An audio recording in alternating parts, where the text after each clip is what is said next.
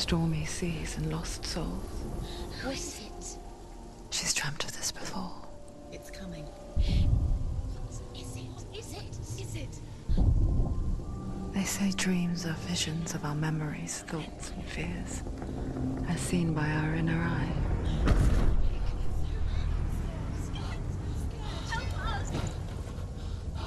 But what if each one of us is always dreaming, even when awake? And we only see what our inner eye creates for us. Is this what hell is? A world shaped by Senua's nightmares. Get up. Maybe that's why people fear seeing the world through her eyes. Yes, she's scared. Because if you believe that Senua's reality is twisted, you must accept that yours might be too.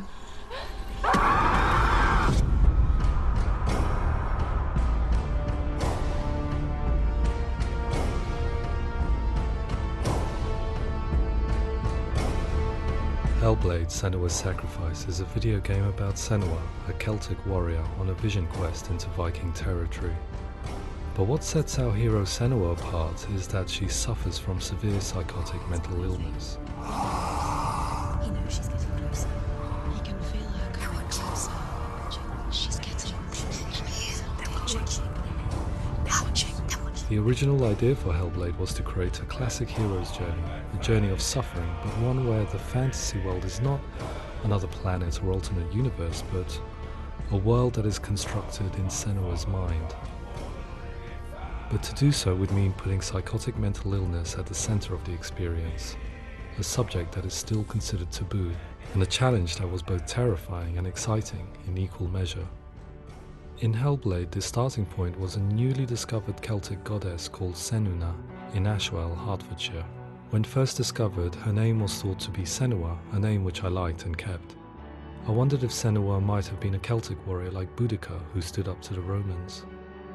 While the Romans had conquered all of Europe, there was a group of Celts up in the furthest reaches of the Roman Empire that could not be conquered, the Picts. And so the Romans built a wall, called Hadrian's Wall, that spans across Britain from sea to sea to keep the Pictish barbarians at bay. The Picts were known for their war paint, painted on with woad, and their matted hair clumped with lime. And so Senua would be a barbarian Pict in this image. What's your name? Senua. I haven't seen you before. I don't live home much. Oh, Zeno's daughter. I have to go. Wait. Orkney is off the coast of Scotland and was inhabited by the Picts, steeped in history and mystery, and so I made Orkney Senua's home and set the stage for a crisis. In the late 8th century, the first Vikings landed on the Orkney Islands. The population of the Picts crashed thereafter, replaced by the Norsemen of the 9th century. Were they wiped out? We don't know for sure, but it would seem likely given the reputation of the Vikings. The Northmen's brutality is legendary. High-ranking leaders and chieftains of the tribes they conquered were often offered as sacrifice to their gods. The most brutal of these sacrifices was known as the Blood Eagle. I imagine Senua as a young female warrior who returns home from exile to find her partner, Dillion, brutally sacrificed to a Norse god by these hellish warriors from a faraway land. I imagine the horror of this moment and how it would have dragged her deep into mental torment.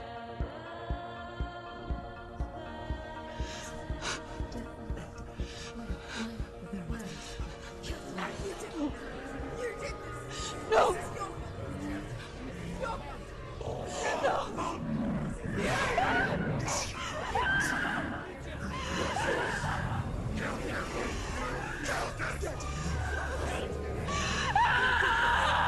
I came to learn that the Celts had a sophisticated and nuanced perspective on the nature of mental disorder. One term they used was Gelt. A Gelt is a man or woman who has been driven mad by a curse, battle trauma, or grief. The Gelt would take to a life in the woods in search of penance, punishment, and purgation. And so Senua became a Gelt, cursed by darkness, looking for redemption in the wilds. Another word the Celts used in reference to mental disorders was druth, meaning fool, or Liar. one who utters the words of God. They tell of the mad sinner who flees battle into exile and takes on a beastly nature, growing feathers on his body. The character called Druth in Hellblade is based on a little-known person called Findan, an 8th century Irish Celt who was captured and enslaved by the Vikings, but eventually escaped to Orkney where he became a monk. I will tell you my stories of hell, if I may walk with you. Upon meeting Senua, it would be his stories that fuel her quest deep into their world of gods. The Northmen say the world will come to an end. The sun will grow black, the earth will sink into the sea, the stars will disappear, fire and water will meet, flames will play against the sky, the heavens and earth and all the world will be burned, all the gods will be dead, and the warriors of Valhalla and people everywhere. Senua, prepare yourself for Ragnarok, for it is nigh. So the stage was set for a new adventure, a journey into the Norse underworld called Hell, a vision quest fueled by madness and myth, a fantasy that was created by Senua's own mind, and one that we would experience through her eyes. This is your mission. This is your quest. There is nothing else left. To make a game about a warrior with psychotic mental illness as its central theme was fraught with danger. Mental illness such as psychosis is still taboo and rarely acknowledged in a century of cinema, never mind the new medium of games. Where it does feature, it often conflates psychosis and psychopathy associated with a lack of empathy. It is unfortunate that these two words sound so similar that they are used interchangeably in media. I must admit that I didn't have to look very far to discover my own ignorance of the subject. So we reached out to Paul Fletcher, psychiatrist and professor of health neuroscience at University of Cambridge. Psychosis is a descriptive term, and it refers to having a loss of contact with objective reality. So it's characterized by two main sets of symptoms. One of them is hallucinations, where somebody experiences perceptions when there is no actual objective thing out there to perceive. You're already dead. Who are you? And the other is delusions, where somebody comes to very often bizarre, unpleasant, frightening beliefs when there's no good evidence in favor of them. There's no doubt about it. The source of the darkness is in Helheim, and the goddess Hela holds his soul there. We reached out to Welcome, a biomedical research charity that spends billions on research and awareness programs aimed at improving health. Mental health hasn't always been presented in the media in a way that is particularly helpful. It can be challenging to engage people with the subject matter, and there are a lot of preconceived ideas about mental health, and particularly schizophrenia and psychosis. So we hope our support allows the team to continue to collaborate with Paul Fletcher and with those who have experience of psychosis to create a game that provides a fresh perspective on the condition and allows audiences to engage with it in a way that just wouldn't be possible in any other medium. What started out as a brief consultation convinced me that we were only scratching the surface of an immensely deep and interesting subject that could enrich and change the very nature of the game. That's cool. Thanks so much for coming here. Pleasure. Thanks. It's really interesting for me. I'd love to be involved. I think it's fascinating. Absolutely. Our understanding of psychosis is still very much a mystery, and ways of treating it are still primitive compared to physical illness. After all, it is easy to see the pain and suffering caused by physical diseases or physical trauma. It is not so easy to see the mental suffering and trauma of severe mental illness. But what if we could find a way to see it? Games are capable of drawing you in for hours on end, playing the role of a character who is different from you, experiencing their perspective, and actively involving you in a world that functions with a different set of rules. That voice is not a kind. Use that voice. Calls you to your death. It's an evil voice. If we were to represent Senua's psychosis, we would have to simulate voice hearing, a common attribute. But how can we simulate something we have no first-hand experience of? Professor Charles Fernyhough, a leading expert in voice hearing from Durham University, offered his help. Hearing voices is an experience that is usually associated with severe mental illness, and crucially we know that hearing voices is a part of ordinary life for many people who don't meet the criteria for mental illness. Yeah. Oh, that's not him in real life. We know voices vary according to where they appear in space. Voices can appear far away in the distance, they can appear right there in your ear, they can seem to be coming from inside your head. Based on the information Professor Fernie Ho provided, I put together a sound brief and invited some actors to the studio. We recorded the actors using a binaural microphone, which records the 3D spatial position of sound, replicating the way sound is heard by human ears. It gives you an incredible sense that the person you are listening to is right there beside you. Can't see how she's going.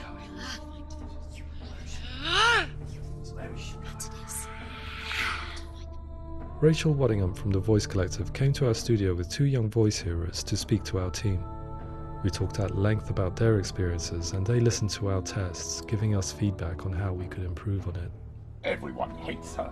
She's cursed. It's very hard to represent what this experience is like, partly because it's such a personal, intense, emotional experience. It's testament to how Ninja Theory have been listening to what the researchers are saying, but also crucially listening to the experts by experience. What they've come up with is so compelling. It's by far the best representation I've heard of what these experiences are like.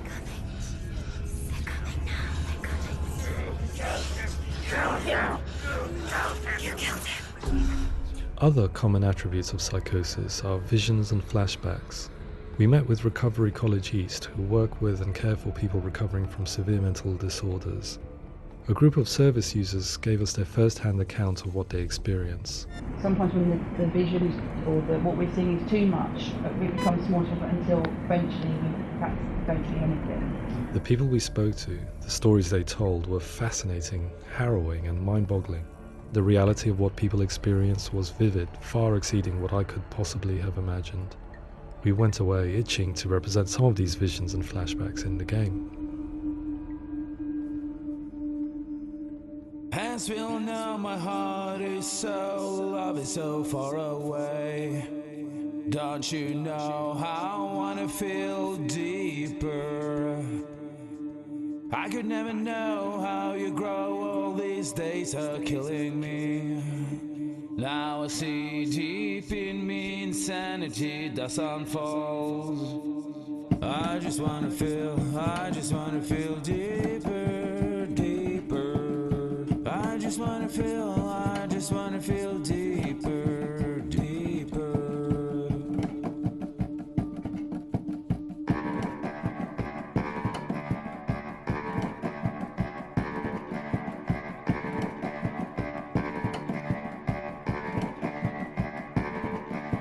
As we all know, my heart is so, love is so far away. Don't you know how I wanna feel deeper? I could never know how you grow, all these days are killing me. Feel like this, read like this, I just wanna live that song. I just wanna feel deeper, deeper. I just wanna feel deeper, deeper.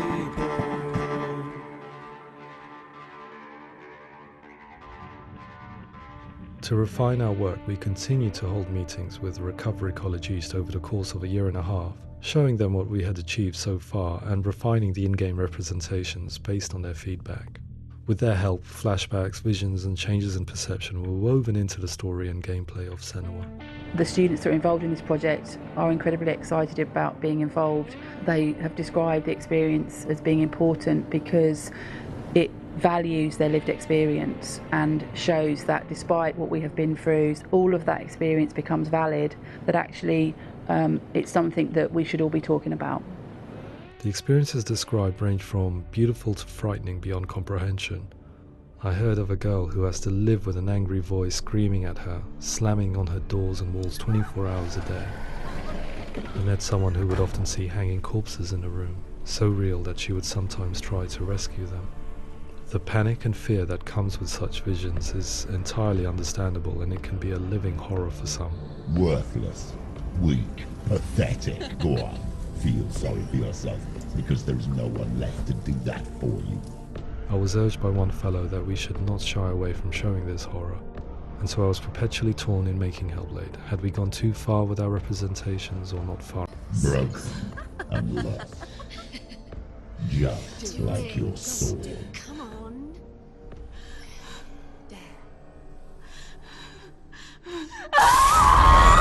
In some ways, voice hearing and visions were the low-hanging fruit, so to speak. There's another aspect of psychosis that is much harder to explain, but one that I think video games are uniquely able to represent, which are often called delusions. People begin to see patterns in the world. They begin to link things that most people wouldn't link. Most of the things that we might think would be coincidence or, not worth commenting on. Nevertheless, that might have a particular salience or importance for them. One individual described how everyday words, sounds, colours and objects were steeped in meaning to him, forming a strange and sinister puzzle that he was determined to solve but could not quite get to the bottom of. It's not just brain dysfunction. It's not like the system shut down. It's actually an incredibly creative process. The person creates a world populated with voices and phantasms and terrors, and they're completely immersed in it. They believe in it. We often invite people into the studio to play the game. In one of our playtests, they played through much of the game, making associations between runes, secret messages, and the threat of darkness that stalked them. There are many things that happen in the world of Hellblade that make perfect sense within the context of Senua's mind. The dark rot that's killing her slowly from within, the secret runes of the gods that block her path to Helheim, and strange associations that exist in the game to confuse you. To complete Senua's quest, you have to internalize and accept the logic and meaning behind these things to progress. Afterwards they said that they didn't see much evidence of mental illness in the game. People with delusions of all sorts would argue the same thing, that they are not aware of their experience being abnormal in any way. I need this sword. It's important. Representing perception changes and thinking patterns within Hellblade gives us a set of symptoms common in psychosis. But people with lived experience were keen to emphasize another point, that it is wrong to define a person by their symptoms. Quite often, the illness comes not from the symptoms, but from the stigma, isolation and mistreatment that comes about from the rest of society. They say that I'm cursed. What if they're right? I needed someone to portray Senua, someone who could believably internalize her suffering.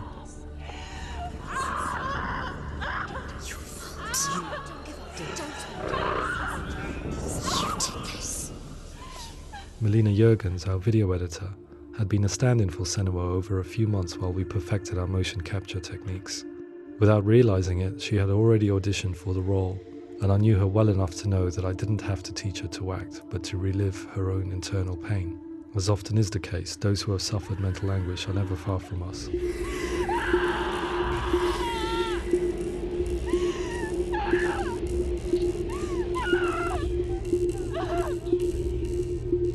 My hope is that by creating a compelling and aspirational character in Senua who feels very much real, albeit in a fantasy setting, we can provide a lens into her reality, a different one to yours, and this is where storytelling comes into play. I imagined her life based on common threads in real people's lives. She was always prone to psychosis as a child. Her mother Galina also heard voices and had visions, so perhaps there was a genetic aspect. Or perhaps it was cultural, as she lived within a world without science, of gods and superstition, as exemplified by her druid father Zimbal. Psychosis developed in her late teens to early 20s and was exacerbated by stigma and isolation at the hands of the clansmen and her father. This darkness. It's spreading. The trauma of seeing her lover Dillian sacrificed tips her over the edge, making her remodel her reality around a concept that connects everything: the darkness. So the question, is what Senua experiences real? Can only be answered by saying, yes, it is real. It is her reality. All of her suffering will have been for nothing. It's just a matter of time.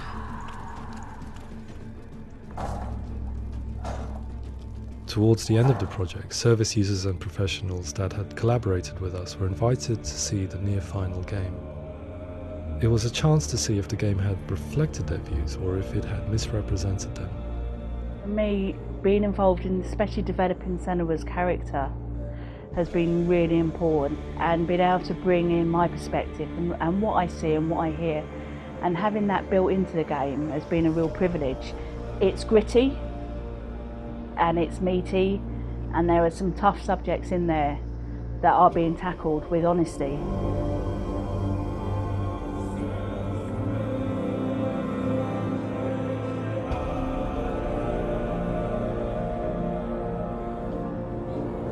I was blown away by it today, absolutely blown away. It was just fantastic to get the opportunity to use our lived experience in a very creative way. There's nothing tokenistic about the work we've put in. It feels like we've been listened to, things have been taken on board, and I think there was a lot of realism in the game itself, and it feels very authentic.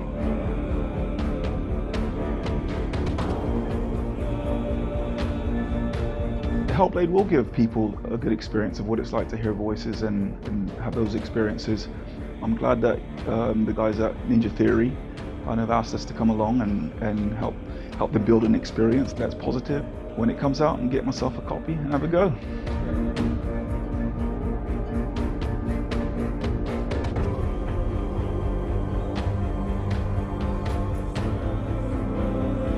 I think all the way through I was really inspired by how the conversations have translated into the game in a way that I think I didn't imagine was possible. So wonderful, really wonderful.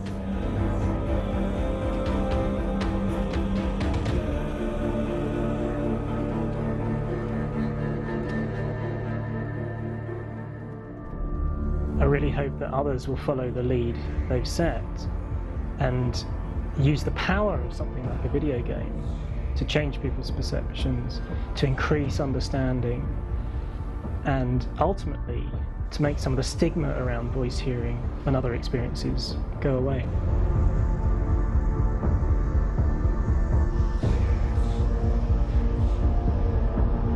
For me, it was really exciting to see something that I explore scientifically being represented so beautifully in a character who's trying to penetrate the mysteries of the environment in which they've been placed, with all of this strange uncertainty and noise and conflicting information that they're getting. I'm very excited by this way of trying to represent mental illness, because I think it actually might be offering us insights that we wouldn't get from pure scientific explorations, and actually giving us quite an empathic view of what it might be like.